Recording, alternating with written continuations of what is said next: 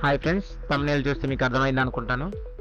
వంశపారంపర్యంగా అటవీ ప్రాంతంలో చేసుకుంటున్న భూముల్ని తెలంగాణ ప్రభుత్వం వారికి కేటాయించింది. వాటిని పోడు భూములు కూడా అంటారు. వాటికి సంబంధించిన కేవైసీ అనేది పిఎం కిసాన్ పోర్టల్లో రిజిస్ట్రేషన్ చేశారు. ఆల్రెడీ రిజిస్ట్రేషన్ సంబంధించిన కేవైసీ చేసుకుంటేనే పిఎం కిసాన్కి సంబంధించిన సహాయం అనేది చెందుతుంది. అదేవిధంగాను సిఎస్సి త్రో ద్వారా మొబైల్ నెంబర్ లింక్ చేసుకున్నా చేయకుండా లేకుండా కానీ ఏ విధంగా చేయాలో చూద్దాం. ఇక్కడ చూడండి, సిఎస్సి లాగిన్ అని ఉంటుంది కదా, లాగిన్ అనేది క్లిక్ చేయాలి. పోర్టల్లో వచ్చిన తర్వాత Aadhaar biometric Aadhaar authentication click చేసి ఆధార్ నెంబర్ ఎంటర్ చేయాలి. ఇక్కడ ఏంటంటే పర్టికులర్గా ఆధార్ పైన మొబైల్ నెంబర్ లేకున్నా క్యాండిడేట్ ఉంటే మనం బయోమెట్రిక్ ద్వారా ఏ కేవైసీ అనేది చేయొచ్చు. క్యాప్చర్ ఎంటర్ చేసి వెరిఫై క్లిక్ చేయగానే మనకు సిఎస్సి వ్యాలెట్ నుంచి అమౌంట్ కట్ అవుతుందండి. పాస్వర్డ్ను ప్లస్ పిన్ వ్యాలెట్ పిన్ అడుగుతుంది. ఇది ఎంటర్ చేస్తుంది. ఇది బయట వాళ్ళే చేయలేదండి, ఓన్లీ సిఎస్సి వాళ్ళే చేయొచ్చు మొబైల్ నెంబర్ లింక్ లేకుంటే.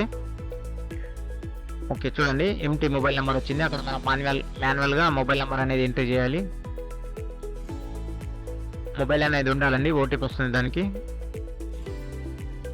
గెట్ మొబైల్ ఓటీపీ క్లిక్ చేయగానే ఓటీపీ వచ్చింది. ఓటీపీ సబ్మిట్ చేసి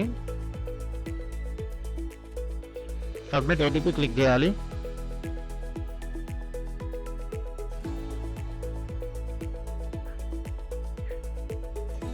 ఒకవేళ చూడండి, అక్కడ థర్డ్ వన్ అది మార్కో కాబట్టి థర్డ్ వన్ క్లిక్ చేస్తున్నాను. ఒకవేళ ఈ రిజిస్ట్రేషన్ అక్కడ పోర్టల్లో రిజిస్ట్రేషన్ అయ్యి ఉంటేనే ఇక్కడ కేవైసీ కంటిన్యూషన్ అవుతుంది. ఒకవేళ కేవైసీ కంటిన్యూషన్ అవ్వలేదని బాధపడద్దు. కానీ వాళ్ళకు మళ్ళీ పిఎం కిసాన్ పోర్టల్లో ఫ్రెష్ రిజిస్ట్రేషన్ కూడా జరుగుతున్నాయి, అవి కూడా చేసుకోవచ్చు.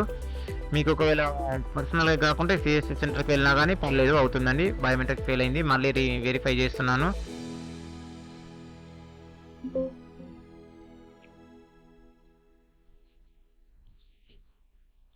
ఫింగర్ ప్రింట్ వేరే పెడతాను. ఓకే, నిమిషం అండి.